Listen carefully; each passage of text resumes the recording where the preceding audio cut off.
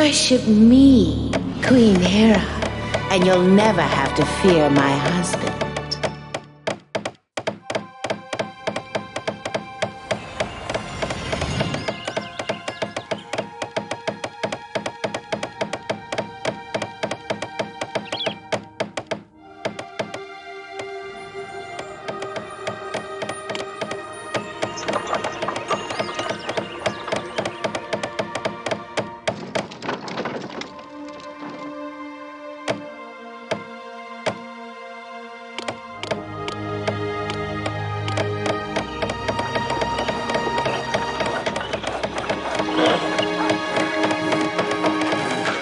Worship me, Queen Hera, and you'll never have to fear my husband.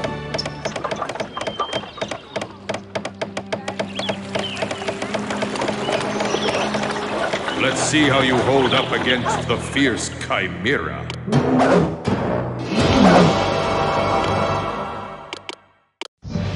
Mommy Echidna and Daddy Typhon will be proud of their little girl when I destroy the city.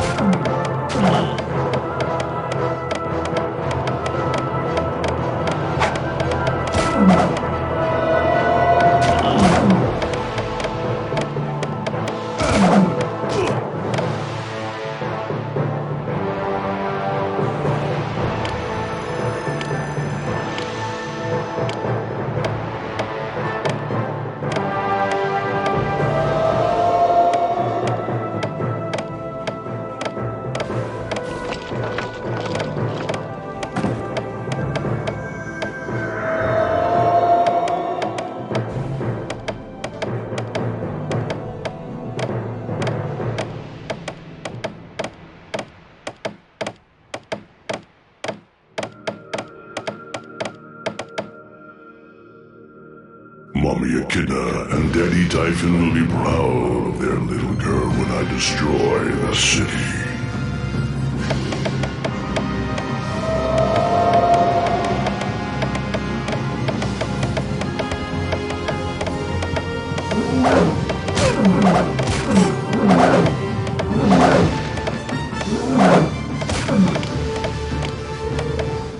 I'm Hermes. Worship me, and some of your citizens will taste my speed.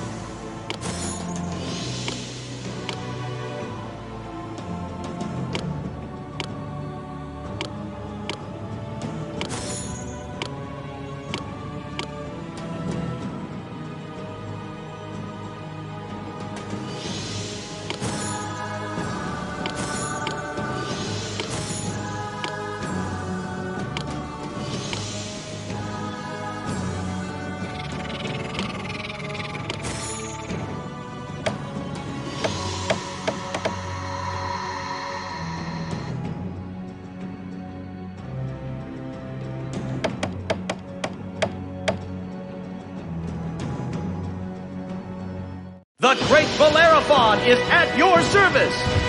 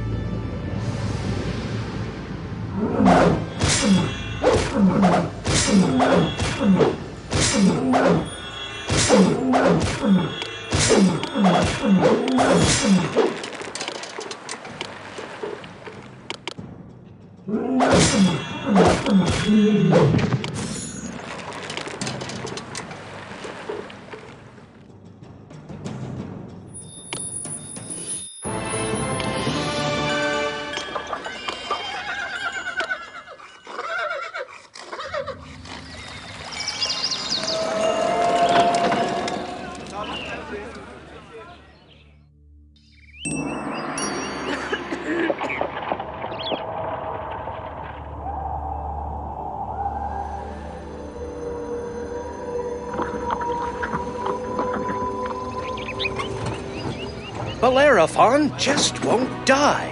Against all odds, he defeated Chimera without even receiving so much as a scratch. He didn't accidentally get in the way of an Amazon arrow or Salemi's spear. Even some of your own soldiers, sensing your disdain for Bellerophon, tried killing the cad, but even they were unsuccessful. Bellerophon couldn't possibly be one of the immortals, but it certainly is beginning to seem that way. Now Bellerophon has approached you to ask for your daughter Philonoe's hand in marriage. How can you refuse a man that has killed the most ferocious monster seen in Greece for some time, successfully dodged the spears and arrows of 2 enemies, and outfoxed your own soldiers' plan to kill him? If you did refuse, Bellerophon would probably find a way to marry Philonoe anyway. Oh well, maybe allying yourself with this seemingly indestructible man may bring you benefits after all. Protus will just have to be satisfied with the good effort made to kill Bellerophon. Just as things settle down, they stir up again. Protus has sent yet another note, and as always, his note did not contain good news. Of all the women in Greece, Dionysus offered Protus's daughters, your granddaughters, the honor of entering into his cult. Foolishly, your granddaughters refused, fearing the effects of drinking too much wine. Now, Dionysus has driven your granddaughters mad, and they are roving the countryside, raving like lunatics. Fortunately, a wise doctor named Melampus knows how to cure the women, but his price is quite high. Protus doesn't have the money and, citing that cursed oath, has asked you to raise the funds. Here in Lycia, preparations are underway for the marriage of Philonoe and Bellerophon. Philonoe, in her sweetest, most pleasing voice, has asked that you build another home for Bellerophon in the city. After all, she said, Bellerophon has been living a bachelor's life for some time and, well, you know how bachelors are about keeping up their houses. She said that cleaning out Bellerophon's hall would be harder than cleaning out the Augean stables. How can you say no to your adorable daughter? Not everything at home is happy, however. Echidna, incensed over the death of her daughter Chimera, is slithering toward the city, intent on revenge.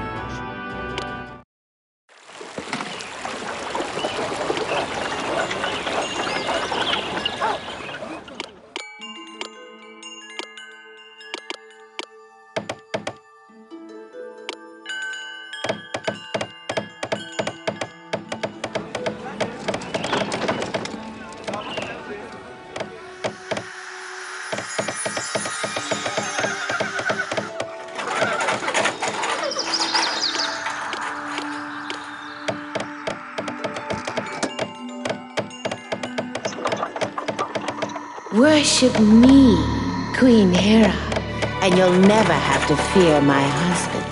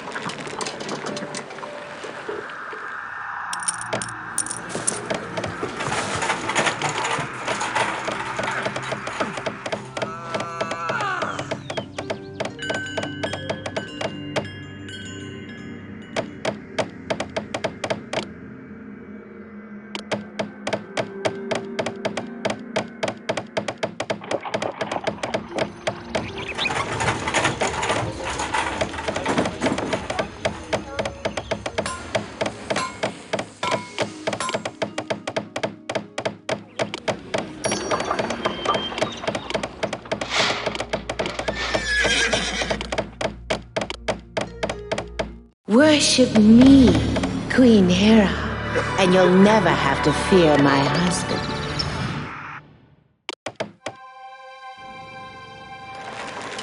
Have you ever seen more solid buildings? Archimedes would be proud.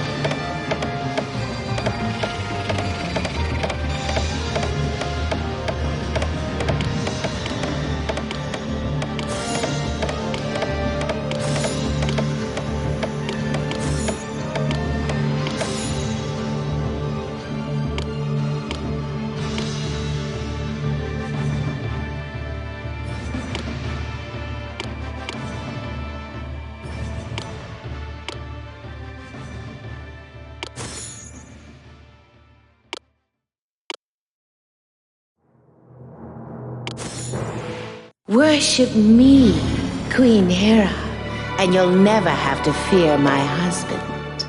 I am the mother of all monsters. You've met your match.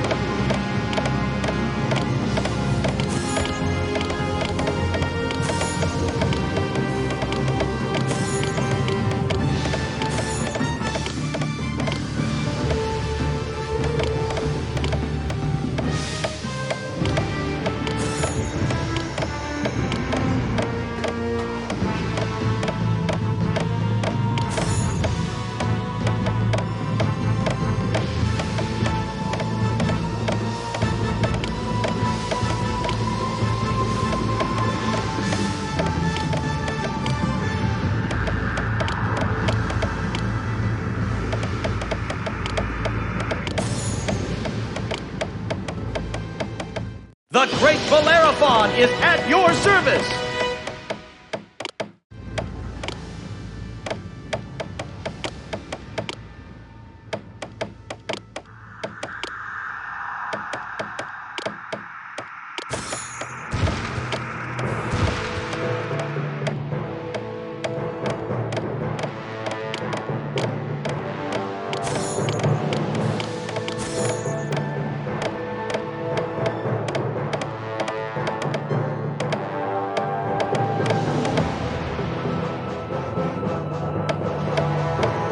This city truly is a utopia, and I can't think of a wiser leader.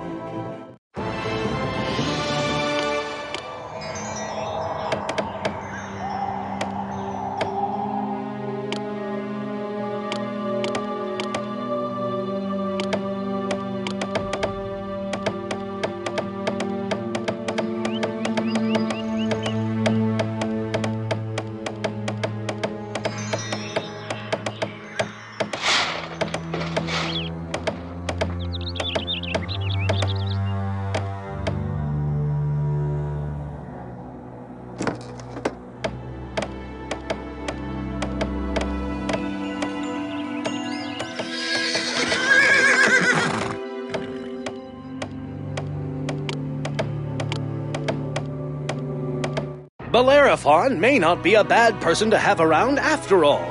He defeated Echidna without even breaking a sweat, and the city is safe from the monster's wrath. Now he has been overheard saying that for Philonoe's sake, he wants to resolve his problems with Sithniobea. Maybe those two will work out their troubles yet. Dr. Melampus, touched by your devotion to your granddaughters, has said that he will waive his usual fee if, in return, he is allowed to marry the fairest of the granddaughters. Your granddaughter could do worse than to be a doctor's wife.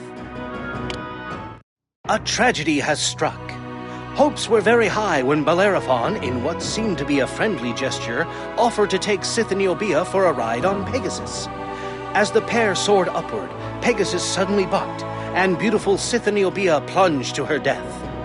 Ever since Bellerophon slipped the golden bridle onto Pegasus, the winged horse has been as docile as a sheep. Could Bellerophon have caused Pegasus to buck? Or was it just an unfortunate accident, as Bellerophon claims? Perhaps there will be some good news yet to emerge from all this grief and sorrow. At long last, Melampus has revealed a cure for your insane granddaughters. Build a sanctuary to Apollo, the god of healing. Surely Apollo will look upon your granddaughters with pity and cure them of their ailment. Meanwhile, Bellerophon, with sword rattling, has had the gall to accuse you of trying to kill him. He says that it is all clear to him. Chimera, Echidna, your own soldiers' attempted ambush. He claims that the list goes on and on. He has threatened that if you do not build another home for him, he will make your life most unpleasant once he assumes his seat on Olympus. Assumes his seat on Olympus? Maybe soaring to such great heights on the back of Pegasus has robbed Bellerophon's brain of some much-needed oxygen, because he sounds insane. Refusing a dangerous crazy man his wish would be futile and potentially deadly. Maybe building him another hall would quiet him.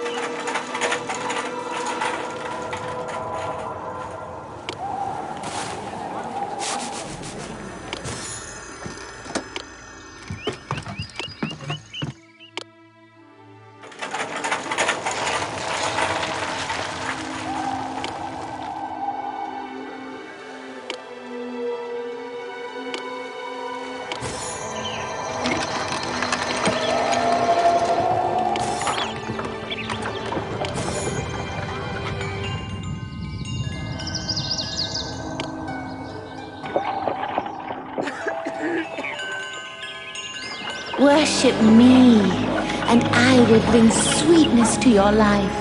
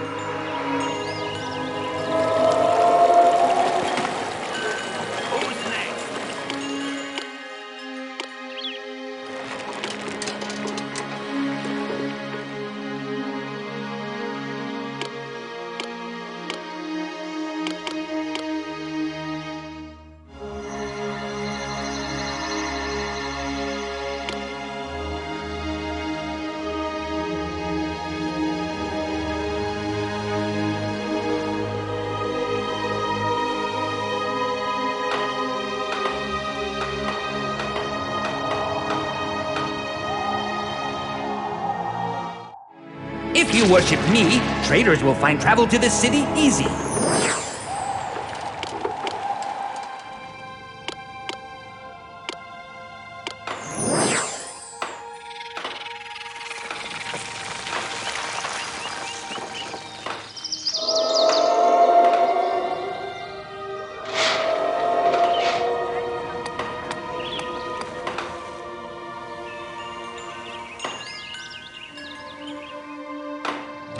Worship me, and I will bring sweetness to your life.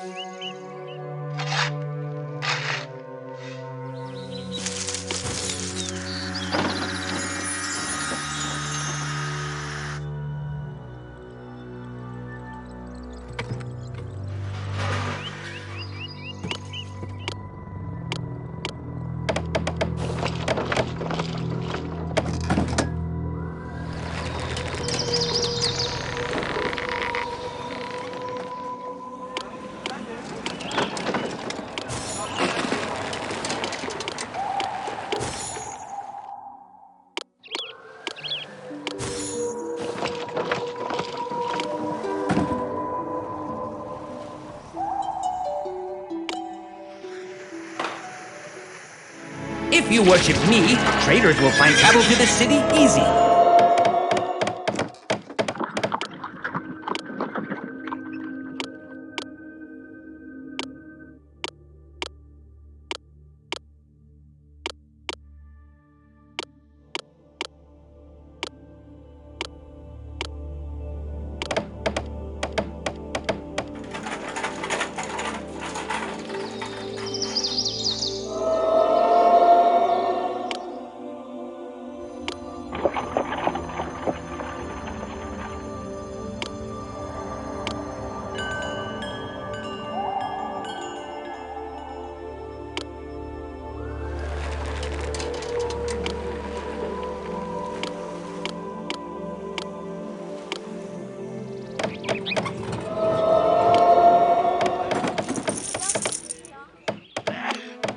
Worship me, and I will bring sweetness to your life.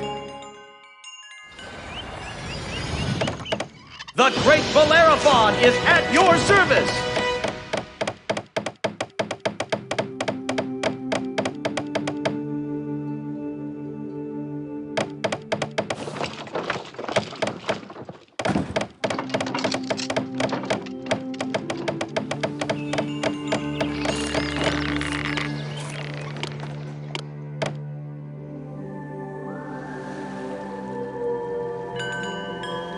Worship me, and I will bring sweetness to your life.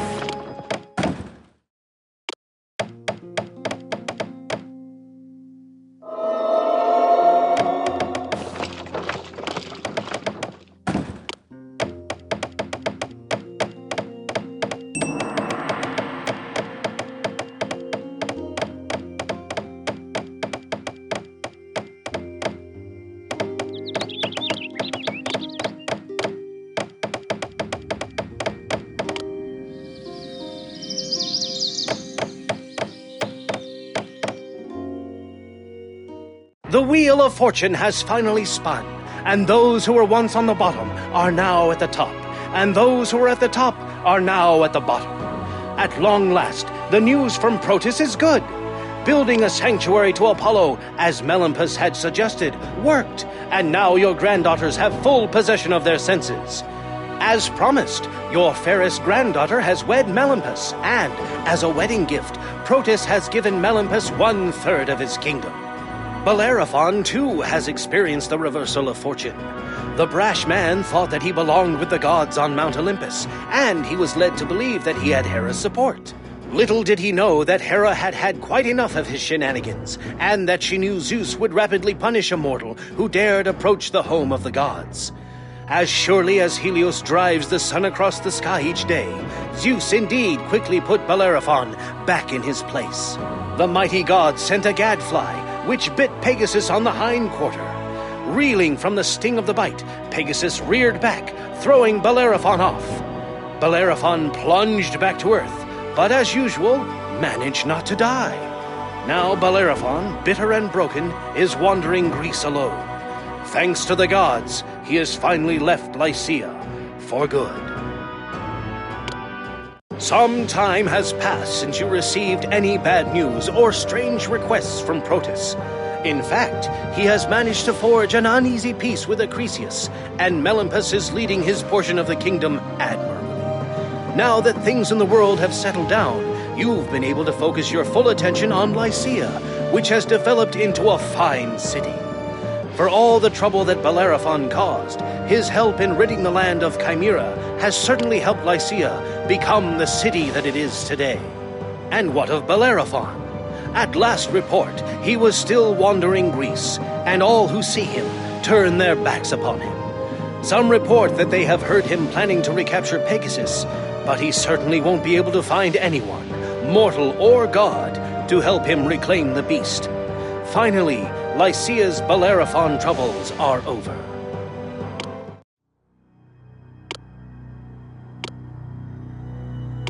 Only the Atlanteans could be so cruel. Their brutal army swept into your city from Knossos, their base on Crete, and began their mission of destruction. In the fray, families were torn apart, mother from father, brother from brother, sister from sister. When the Atlantean army was done, there were only a few people left standing. When our Greek forefathers first met the Atlanteans, they were a weak little bunch always spouting off about peace and science. Several decades ago, however, something changed. They began to use science to develop new weaponry, which is respectable enough, and began using their new weapons to subjugate their neighbors. Bit by bit, they took over most of the lands in and around the Mediterranean and built strongholds at Syracuse, Knossos, and Carthage. They even built a fort at Lixus that acts as a cork, preventing any unauthorized ships from entering or leaving the Mediterranean Sea. But then, after making some ludicrous demands, they had the gall to invade Greece, an affront that cannot go unanswered. They have already conquered many of our cities with their strong weapons and superior numbers. But we are Greek, and we are stronger. First, we must build a mighty city in Mycenae, a rocky area whose mountains offer us natural protection against our foes. The mountains will not likely be enough, however. We should also build extensive fortifications to protect our city from those Atlantean curs. From here, we will be able to resist the Atlantean onslaught until we are ready to strike.